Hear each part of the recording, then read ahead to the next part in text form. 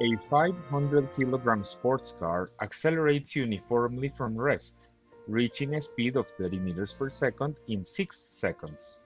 During the 6 seconds, the car has traveled a distance of, well, in this case, again, you have useless information such as the mass of the car. They don't really need you to use that for anything. And then you have several important ideas.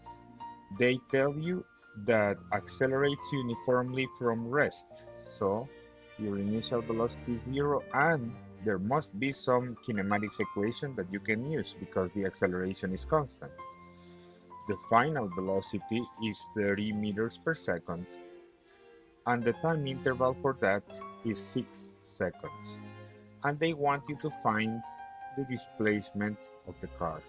Now, the formula here, of course, is displacement over time is equal to initial velocity plus final velocity over 2, and so your displacement is equal to the average of 0 and 30 times 6 seconds.